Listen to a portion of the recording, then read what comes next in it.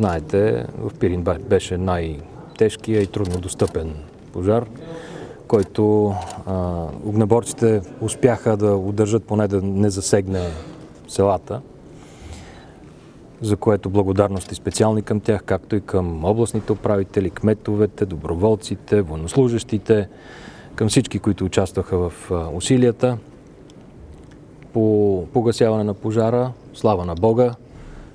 Времето е с нас и в момента можем да отдъхнем, надявам се, и да гледаме с надежда към следващите няколко дена, в които пожарът, да се надяваме, ще бъде напълно овладян и накрая потушен. Аз още веднъж да благодаря и на екипите и от Унгария, от Чехия, от Словакия, от Франция, шведите, шведските самолети ще останат тук един месец, през целия месец август да помагат, ако се налага, разбира се. И да констатирам още веднъж, че Европейския механизъм за защита на населението работи и така европейската солидарност придобива ясни измерения. Когато е необходима помощ, всички трябва да си помагаме и да се справяме с природни бедствия от този тип, заедно с съвместни усилия, с съвместни ресурси, с съвместна експертиза. Да благодаря още веднъж на колегите за коража, за смелостта и за бързата реакция. Първо, това, което ще направим, както каза и премиера вчера, е да внесем доклад в Народното събрание за това как до момента се изпълнява решението на Народното събрание от юли миналата година. Действия са предприяти, техника се закупува. Аз вчера имах възможност на пресконференцията да кажа каква противопожарна техника се закупува в момента и договори са сключени, какво още предстои.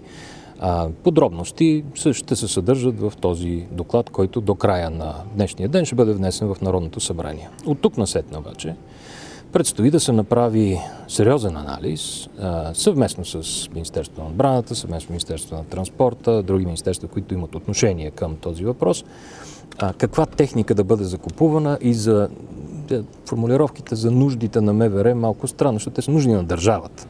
И тук отделните институции трябва да ясно да направим точен анализ на съществуващата инфраструктура, на съществуващите вече възможности, къде те могат да бъдат надградени, колко пилоти могат и за какво да бъдат обучени бързо и оттам насетне на базата на този анализ ще се преценява дали и каква техника, летателна техника е необходимо да се закупува.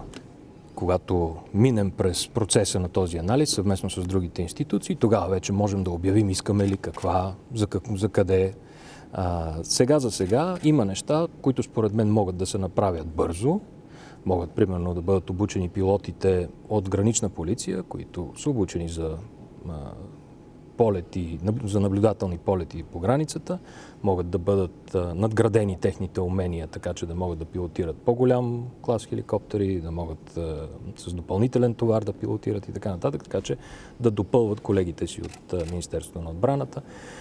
Има естествено възможно е и закупуването на дронове, когато става въпрос за високопланински пожари. Един дрон много по-бързо може да направи снимка, да даде информация на огнеборците точно къде се развива, в какъв мащаб и може дори да хвърли вода в самото начало, така че да се опитаме да ограничим в самото начало пожара, преди огнеборците да стигнат до трудно достъпни планински места. Тоест, варианти има много, има мерки, които могат да бъдат предприяти бързо и такива, които са по-дългосрочни. Ако се вземе решение за закупуване на някаква по-сериозна летателна техника, това означава, че това отнема и повече време. А в същия момент ние имаме нужда от надграждане на вече съществуващия капацитет с по-бързи мерки. Те могат да бъдат, този капацитет може да бъде надграден сравнително бързо. Главна дирекция пожарна безопасност и защита на населението е реагирала своевременно, мигновенно на всеки един сигнал за пожар. Аз сегодня ден цитирах даже и цифри. В най-тежките моменти е имало около 200, над 200 сигнали за възникнали пожари. За да ги погасиш успешно, в огромната им част, значи имаш и обучени хора, имаш и техника, имаш и добра координация.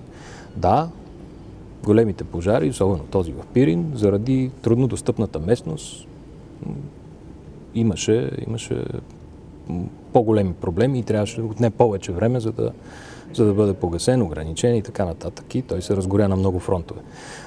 Но виждаме, че Главна дирекция пожарна безопасност, защита на населението, Министерството на отбраната работят за прекрасна координация, както и с местната власт. Ако няма такава добра координация, ще да е много по-страшно.